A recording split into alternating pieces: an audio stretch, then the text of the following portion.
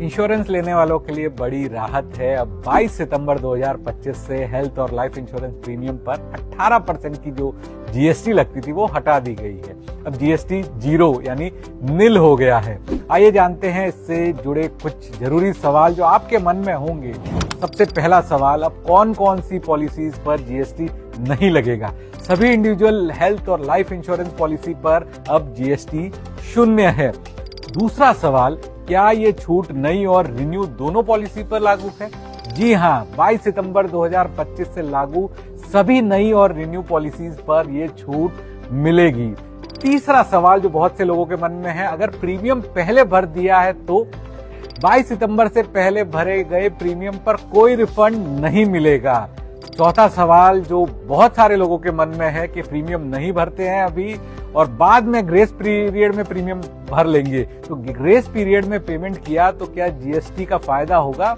अगर grace period की तारीख 22 सितंबर से पहले की है तो छूट नहीं मिलेगी। ये बात भी आपको ध्यान रखनी है कि आपकी पॉलिसी की जो डेट थी उसके ग्रेस पीरियड में आप पेमेंट कर रहे हैं तो 22 सितंबर से पहले का ग्रेस पीरियड है तो छूट नहीं मिलेगी। पांचवा सवाल, ग्रुप इंश्योरेंस पर भी छूट मिलेगी क्या? नहीं, ये जो ऐलान हुआ है छूट सिर्फ इंडिविजुअल पॉलिसीज पर लागू है। ग्रुप प्लान पर सरकार के द्वारा छूट नहीं दी गई है। छठा सवाल, क्या ईएमआई और मंथली पेमेंट पर भी छूट मिलेगी? जी हाँ, ईएमआई, मंथली, क्वार्टरली सभी पेमेंट मोड पर छूट लागू है अगर प्रीमियम 22 सितंबर या उसके बाद है। सातवां सवाल जो आपके मन में होगा, क्या अब प्रीमियम की राशि घट जाएगी?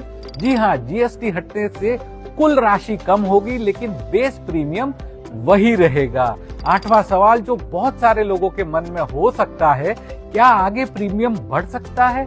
हाँ, मेडिकल महंगाई या जोखिम बढ़ने से बेस प्रीमियम बढ़ सकता है लेकिन जीएसटी आगे नहीं लगेगी। और आखिरी सवाल जो बहुत सारे लोगों के मन में हो सकता है, ईसीएस या फिर ऑटो डेबिट वालों को कुछ करना होगा क्या?